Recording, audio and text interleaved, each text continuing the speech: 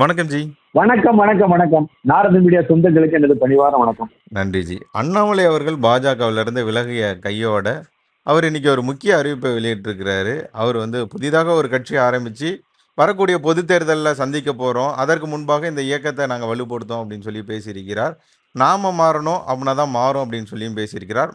இதுல நம்ம முக்கியமா பார்க்கும்போது, தவேக, திமுக போன்ற கட்சிகள நம்ம எப்படி பார்க்கிறோமோ, அதே மாதிரி தான் பாஜகவையும் நம்ம பார்க்கிறோம் அப்படின்னு சொல்லி பேசியிருக்கிறார்.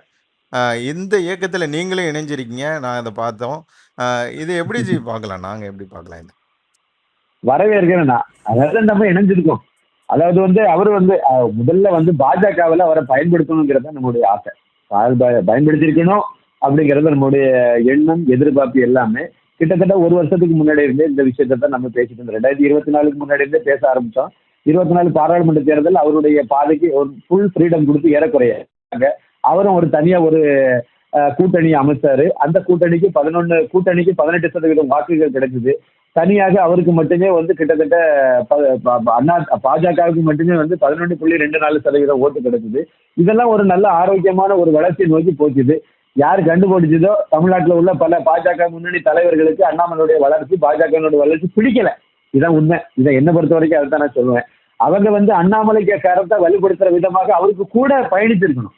அவருக்கு கூட இணைந்து செயல்பட்டு இருக்கணும். அதுல ஈகோ இதெல்லாம் பிரச்சனை. நான் எவ்வளவு வருஷமா இருக்குன்னு தெரியுமா கட்சியில? நாங்க இதெல்லாம் சரி இருந்தீங்க, எத்தனை நட்ட கலந்தீங்கிறது ஒரு முக்கியமான கேள்வி வருதா இல்லையா? அப்ப அண்ணாமலைக்குன்னு சொல்லி மக்கள் செல்வாக்கு இருக்குன்னு சொல்லும்போது, அப்ப அண்ணாமலை தானே நீங்க அவருக்கு ஒருங்கிணைஞ்சு போற வேலையை தானே பார்க்கணும். அவரை ஒழிச்சு கட்டக்கூடிய வேலையை இவங்க எல்லாம் பார்த்தாங்க. அதற்காகவே அதிமுக கூட கூட்டணிங்கிற ஒரு அஸ்திரத்தை கையில் எடுத்தாங்க. அண்ணா அண்ணாமலை தலைமையிலேயே நம்ம போனாலே பாஜக மிகப்பெரிய வெற்றி பெறும்னு தெரிஞ்சும் அவங்க 2026 தேர்தலை அண்ணாமலை தலைமையில சந்திக்கணும் அப்படின்னு நினைக்கல. அண்ணாமலையை முதலமைச்சர் வேட்பாளர் நிறுத்துறதே அவங்களுக்கு பிடிக்கல. அதனால அவங்க எல்லாரும் சேர்ந்து என்ன பண்ணாங்க, நிர்மலா சீதாராமன் முக்கியமான ஒரு தலை ஒரு ஒரு சூத்திரதாரியா அவங்க இருந்தாங்க. துக்ளக் ஆசிரியர் குருமூர்த்தி அவரும் ஒரு முக்கியமான ஆளா இருந்தாரு. அவர் மூலமாக அதிமுக கூட கூட்டணிங்கிற இடத்த நிறுத்தாங்க. அப்படியே இவங்களுடைய பங்களிப்பு முக்கியமான இன்னொரு இது நம்ம வானதி சீனிவாசன் இவங்க எஸ்பி வேலுமணி, தங்கமணி எல்லாம் டெல்லிக்கு கூட்டிட்டு போய் மேல் இடத்துல அமித்ஷா லெவலுக்கு கொண்டு போய் அவங்ககிட்ட பேச வச்சு அவங்க அதிமுகவோட கூட்டணி வைக்கிறதா சரின்னு சொல்லி ஒரு முடிவு எடுத்து, அதே மாதிரி அந்த கருத்தை தான் நிர்மலா சீதாராமன் கோயம்புத்தூர்ல நடந்த பொது நிகழ்ச்சியிலேயே அண்ணாமலை மேடல வச்சுக்கிட்டே சொன்னாங்க. நம்ம அதிமுக கூட தான் சேர்ந்து போகணுங்கிறத இவங்க முடிவு பண்ணாங்க. அப்ப இதெல்லாம் தவறான ஒரு இதெல்லாம் இவங்க யாரு முடிவு பண்றதுக்கு? பாஜகவில் என்னவா இருக்காங்க?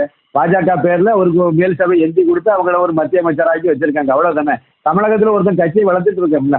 அப்ப அவருடைய இதுக்கு நீங்க முக்கியத்துவம் கொடுக்கணும்ல. அவருடைய கருத்தை நீங்க பரிசீலனை பண்ணணும்ல. அது நாங்க மேல இருக்கனால நாங்க சொல்றதான் நீங்க செய்யணும்னு நினைச்சாங்க. ஒரு ஒரு மேட்டுமை குணத்தோட அலைஞ்சாங்க. கடைசியில் அந்த மேட்டுமை குணத்துக்கு வேட்டு வைக்கிற மாதிரி சூழ்நிலை மாறி போச்சுது. இன்னைக்கு அவர் கட்சியை விட்டு போறேன். இன்னைக்கு அவர் முடிவெடுத்ததா சொல்லல. அவருடைய வீடியோவில் அவருடைய நேர்முகத்துல வெளிப்படையாகவே சொல்லிட்டார். டிசம்பர் மாசமே நான் கட்சியை விட்டு போகணுங்கிறத முடிவு எடுத்துட்டேன். கட்சியினுடைய கட்டுப்பாட்டுக்கு இணங்க அவருடைய மேலிடத்து உத்தரவுக்கு அடிபணிஞ்சு நான் ஒரு சாதாரண காரியகர்த்தாவா தேர்தல் பணி ஆற்றணும்னு அவங்க சொன்னாங்க. அந்த தேர்தல் பணியை நான் சிறப்பாக ஆற்றி முடிச்சுட்டேன். இப்ப நான் வெளியே வந்திருக்கேன். சந்தோஷமா நான் வந்திருக்கேன். வரணும்னு நினைச்சேன். இப்ப நான் அதை முறைப்படி நான் எல்லாத்துக்கும் சொல்லிட்டு வெளியே வரணும்னு நினைச்சேன். அதனால மேல் மட்டத்துல போய் எல்லாத்துக்கும் சொல்லிட்டு மூத்த தலைவர்கள் எல்லாம் பார்த்து பேசிட்டு நான் இதை வெளியேறத நான் அறிவிக்கிறேன் அப்படின்னு சொன்னாரு. அதே கூட அவர் ஏற்கனவே அவர் ராஜினாமா லெட்டர் கொடுத்துட்டாரு அப்படின்னு சொன்னோம். அது மாதிரி அவர் கொடுத்ததை ஏத்துக்காம வச்சிருந்தாங்க. பல கட்ட பேச்சுவார்த்தை நடத்திருப்பாங்கன்னு நினைக்கிறேன். எல்லாம் முடிச்சு இப்ப இன்னைக்கு தனியான ஒரு அமைப்பு VTheLeaders.org இதுதான் VTheLeaders அமைப்பினுடைய பெயர். அந்த இதுல இணைந்து எல்லாரும் பங்காற்றுவோம், செயல்படுவோம் சொல்லியிருக்காரு. அதே மாதிரி இது பாஜகவோ இல்லைன்னா மற்ற கட்சிகளுக்கும் எதிரானது இல்லை. கொள்கை ரீதியா பார்த்தா அடுத்த அவருடைய நிலைப்பாடு தேசியமும் சார்ந்து தமிழகமும் சார்ந்த ஒரு இதா தான் இருக்கு. இந்த இடத்துல எனக்கு அஸ்வத்தாமன் 2 நாளைக்கு முன்னாடி போட்டிருந்த ஒரு வார்த்தை இதுல அப்படியே போட்டிருந்தாரு. தேசியம் தமிழகம் அப்படின்னு போட்டிருந்தாரு. இத ஏற்கனவே தெரிஞ்சுதான் சொன்னாரான்னு எனக்கு தெரியல. ஏதோ ஒண்ணு கடைசியில தேசியமும் தமிழகம் சார்ந்து அவரு இருக்கணுங்கிறத கொள்கையா வச்சிருக்காரு. இன்னொன்னு இந்து தேசியமும் அதுல உள்ளடக்கிதான் வருங்கிறது என்னுடைய பார்வை. ஏன்னா அவர் நெத்தியில நீட்டா ஊதியம் பூசிட்டு குங்குமம் பொட்டும் வச்சுட்டு அவர் இந்த நேர்முகத்திலே கலந்துகிட்டாரு. இந்த இதெல்லாம் வெளியிடும் போது அவர் அதுலயும் தெளிவா தான் இருந்தாரு. அதனால அவருக்கு கரெக்டா தெரியுதுங்க. எல்லாம் தமிழகத்துல என்ன வெற்றிடம் இருக்கு, என்ன என்ன பண்ணணும், என்ன பண்ணக்கூடாது எல்லாமே தெரியுது. அதனால ஒரு ஒரு இப்போதைக்கு இன்னைக்கு அந்த அரசியல் கட்சிங்கிறத வந்து ஏற்கனவே பிளான் பண்ணியிருப்பாரு. இருக்கும். இருந்தாலும் வி த லீடர்ஸ்ங்கிற அமைப்புக்கு கீழால அப்துல் கலாம் ஐயா பேர்ல வந்து ஒரு அரசியலுக்கான பயிற்சி முகாம் மாதிரி ஆரம்பிச்சு, அதன் மூலமாக நம்ம வந்து உள்ளாட்சி தேர்தலை சந்திக்கணுங்கிறத அவர் வந்து அடுத்த பொது தேர்தல் இலக்கா வச்சிருந்தாலும் உள்ளாட்சி தேர்தலை வந்து முதல்ல சந்திக்கிறதுக்கு வாய்ப்பு இருக்கு. கண்டிப்பாக அண்ணாமலை அவர்கள் ஆரம்பிக்கக்கூடிய அந்த அமைப்பு வந்து அந்த கட்சி வந்து கண்டிப்பாக உள்ளாட்சி தேர்தலில் பங்கெடுக்கும்னு நான் நம்புறேன். அப்படி நான் அந்த மாதிரி பங்கெடுக்கும் பட்சத்தில் கண்டிப்பா நல்ல ஒரு எண்ணிக்கையில உள்ளாட்சி தேர்தலில் பெர்ஃபார்ம் பண்ணுவாங்கங்கிறது தான் என்னுடைய கருத்து. ஏன்னா நம்ம இந்த இதுல நான் சேரும்போது என்னுடைய நம்பர் வந்து 28,230 இருந்தது. நான் வந்து வி த லீடர்ஸ் அப்படிங்கிற அமைப்புல நான் வந்து சேரும்போது 28,230. இப்போ நான் உங்ககிட்ட பேசிட்டு இருக்கும்போது உள்ள போய் பார்த்தா 3,02,526. அது அப்படியே கூடிக்கிட்டே போகுது. பேச பேச அது கூடிக்கிட்டே போகுது. அப்போ பாருங்க டக்குன்னு அது மேல வந்து போயிட்டே இருக்கு. இன்னைக்கெல்லாம் நைட்டுக்குள்ள பார்க்கும்போது 10 லட்சமோ 20 லட்சமோ கூட அது தாண்டறதுக்கு வாய்ப்பு இருக்கு. நாளைக்கு பார்க்கும்போது அதை விட அதிகமா தான் இருக்கும். அதனால இது எல்லா கட்சியில உள்ளவங்களும் வராங்க. இன்னொன்னு பாஜகவில் உள்ளவங்கன்னு நம்ம நினைக்க வேண்டாம். இல்ல பாஜகவில் உள்ளவங்க இன்னமும் ஆக்சுவலிஸ்ட்ல தான் நிறைய பலரும் இருக்காங்க. அவருக்கு இதுல போகவா இல்லைன்னா நம்ம வந்து சித்தாந்தத்திலேயே நம்ம 40 வருஷம் 30 வருஷமா இருந்துட்டு இருக்கோம். அதனால பாஜக விட்டுட்டு எப்படி நம்ம போறது அந்த மாதிரி சிந்தனையில நிறைய பேர் இருக்காங்க. நான் சொல்லல. அடிமட்டத்திலும் இருக்காங்க, மேல்மட்டத்திலும் இருக்காங்க. இல்ல அவர் போகக்கூடிய பாதை கரெக்டு தான். தமிழகத்துல ஒரு தேசிய சிந்தனையை கொண்டு வரணும்னா அண்ணாமலையில தான் முடியுது. நம்மளே அதுதான் சொல்லிட்டே இருந்தோம். அதனாலதான் நம்ம அவருக்கு பின்னாடி போனோம்னே ஆசைப்பட்டோம். ஏன்னா அவரால் தான் இது நடைமுறைக்கு சாத்தி. இல்லைன்னா நம்ம என் வாழ்க்கையில நடக்காது. தமிழகத்துல பாஜக ஆட்சி அமைக்காது. வாய்ப்பே கிடையாது. ஏன்னா அந்த வாய்ப்பை தான் இழந்துட்டீங்கல்ல. அதை ஒரு 4-5 பேர் சுயநலத்துக்காக எல்லாம் புடி தோண்டி புதைச்சாச்சு. ஏன்னா இதே மாதிரி அவங்க ட்ராக்க திருப்பி அவங்களே சொல்ல வேண்டியது இருக்கு. விமர்சனம் பண்ண வேண்டாம், விட்டுருவோம். ஆனால் அண்ணாமலை போகிற பாதை தெளிவானது, சரியான பாதையாக இருக்குது. அதனால நானும் அந்த பாதையை தேர்வு செய்திருக்கேன். அதுல நம்ம போறோம். அதுல எந்த அளவுக்கு பங்களிப்பு பண்ண போறோம், என்ன மாதிரி செய்ய போறோங்கிறலாம் அடுத்த இதுல நம்ம பண்ணலாம். இப்போதைக்கு நம்ம அதுக்காக பேசுறேன். அதுக்கு அந்த பாதை சரியானது தான் அப்படிங்கிறத நம்ம உறுதியா நம்ம நம்புறோம். அதுல போறோம். அவரும் சரியான பாதையை தான் தேர்ந்தெடுத்து போறாரு. எல்லாத்துக்கும் மேலே நம்ம அவரை ஒரு சாதாரண மனுஷனா நினைக்க கூடாது. ஒரு ஐபிஎஸ் ஆபீசரா இருந்தவர். அவர் கர்நாடகத்திலேயே 9.5 வருஷம் வேலை பார்க்கும்போது பாஜக ஆட்சியை பார்த்திருக்காரு. தேவகவுடா மகனுடைய குமாரசாமியுடைய ஆட்சியை பார்த்திருக்காரு. காங்கிரஸ் ஆட்சியை பார்த்திருக்காரு. எல்லா ஆட்சியுமே அவர் பார்த்திருக்காரு.